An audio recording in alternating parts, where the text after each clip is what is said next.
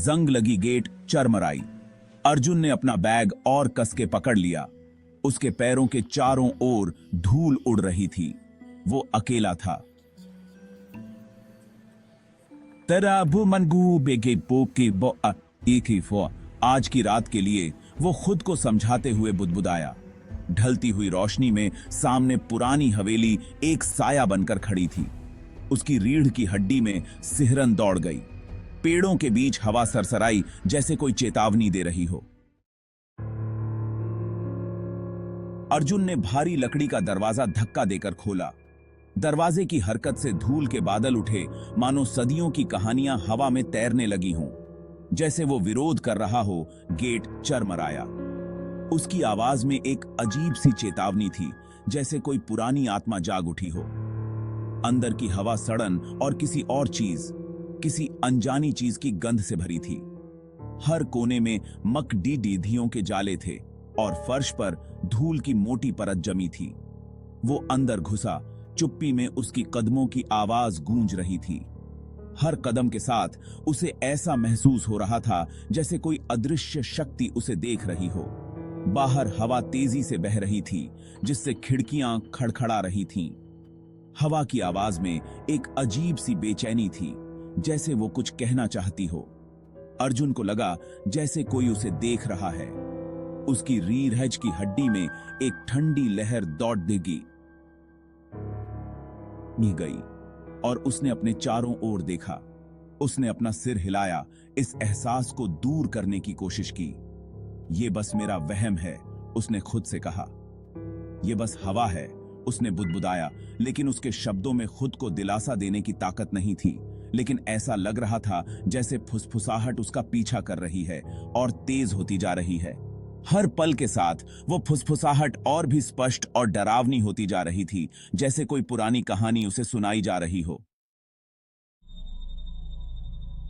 बाद में उस शाम अर्जुन ने मैदान का पता लगाया। वो एक छोटे से ढहते हुए मंदिर से टकरा गया। प्रवेश द्वार पर घास फूस उगे हुए थे। उसने अंदर झांका। उसकी रीढ़ की हड्डी में सिहरन दौड़ गई। हवा भारी, दमनकारी लगी। उसे ऐसा लगा जैसे नजरें उसे देख रही हैं। मंदिर की दीवारों से एक धीमा सा जाप सुनाई देने लगा। अर्जुन पीछे हट गया। उसका दिल तेजी से धड़क रहा था।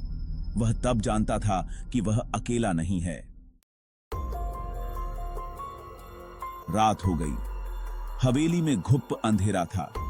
अर्जुन ने एक मिट्टी का दिया जलाया, जिससे दीवारों पर लंबी नाचती हुई परछाई पड़ रही थीं। उसने पढ़ने की कोशिश की, लेकिन सन्नाटा बहुत ज्यादा था। फर्श के तख्तों की हर चरमराहट, खिड़की के बाहर पत्तों की हर सरसराहट से उसकी रीढ़ की हड्डी में सिहरन दौड़ जाती थी। उसे एक अनचाही मौजूदगी महसूस हुई, जो उसकी नजरों से परे छिपी हुई थी। हवा की फुसफुसाहट धीमी, दर्द भरी चीखों में बदल गई थी। नींद आना नामुमकिन था। भाग 5। अंधेरे में परछाइयां। अचानक एक जोरदार आवाज हवेली में गूंज उठी। अर्जुन उछल पड़ा। उसका दिल तेजी से धड़कने लगा। उसने दिया उठाया और सावधानी से आवाज की तरफ बढ़ा। उसके डर का मजाक उड़ाते हुए परछाइयां नाचती और घूमती हुई लग रही थीं। वो आवाज के स्रोत तक पहुंचा। दालान में एक टूटा हुआ फूलदान, लेकिन कुछ ठीक नहीं था। टुकड़े बहुत दूर दूर तक बिखरे हुए थे, जैसे किसी अनदेखी ताकत ने फेंके हों। अर्जुन को अपनी गर्दन पर एक ठंडी सांस महसूस हुई। वह धीरे से मुड़ा। उका खून जम गया। वह धीरे। भाग 6। आवाज। दिए की भयानक रोशनी में नहाया हुआ दालान में एक पारदर्शी आकृति खड़ी थी। उसकी आंखें एक अप्राकृतिक रोशनी से चमक रही थीं। अर्जुन हांफने लगा। उसकी आवाज उसके गले में फंस गई। डर ने उसे पंगु बना दिया। तुम कौन हो? अर्जुन ने आखिरकार पूछा। आकृति उदास होकर मुस्कुराई। ये मेरा घर है। एक आवाज फुसफुसाई, ठंडी और अलौकिक। तुम्हें यहां नहीं होना चाहिए। अर्जुन का दिमाग तेजी से दौड़ने लगा। उसे बाहर निकलना था, हवेली और उसके भूतिया निवासी से बचना था।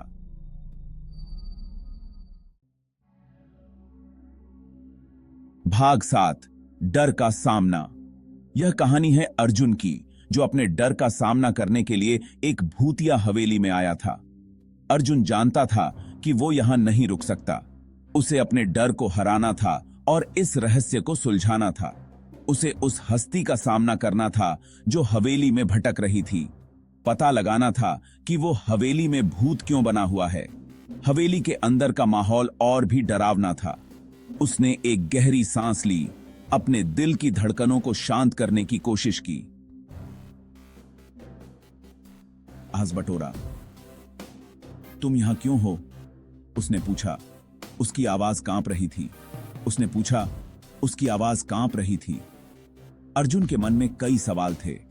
भूत का रूप धुंधला पड़ गया। उसकी आंखों में दर्द और पीड़ा थी। मुझे धोखा दिया गया था, वो फुसफुसाया। उसकी आवाज दर्द से भरी हुई थी। उसकी आवाज दर्द से भरी हुई थी। अर्जुन को उसकी पीड़ा महसूस हो रही थी। दीवारों के भीतर खून करके मेरा कत्ल कर दिया गया था, भूत ने कहा। हवेली की दीवारों पर खून के धब्बे थे। अर्जुन को उस फंसी हुई आत्मा के लिए सहानुभूति का एहसास हुआ। उसे उस आत्मा की मदद करनी थी। उसे शांति पाने में मदद करनी थी। लेकिन कैसे? अर्जुन ने सोचा, क्या वह इस आत्मा को मुक्ति दिला पाएगा? यह उसकी सबसे बड़ी परीक्षा थी। भाग 8, सच्चाई का खुलासा। भूत ने अपनी कहानी बताई। वो रानी पद्मावती थी, हवेली के पूर्व मालिक की पत्नी। उस पर व्यभिचार का झूठा आरोप लगाया गया था और उसके पति ने उसकी बेरहमी से हत्या कर दी थी। अब उसकी बेचैन आत्मा न्याय चाहती थी। अर्जुन गौर से सुनता रहा। उसका डर दया की भावना में बदल गया। रानी पद्मावती की कहानी ने उसे झकझोर कर रख दिया। उसे शांति पाने में मदद करनी थी। उसे उसकी पीड़ा से मुक्त करना था। लेकिन कैसे? भाग 9, जान बचाकर भागना।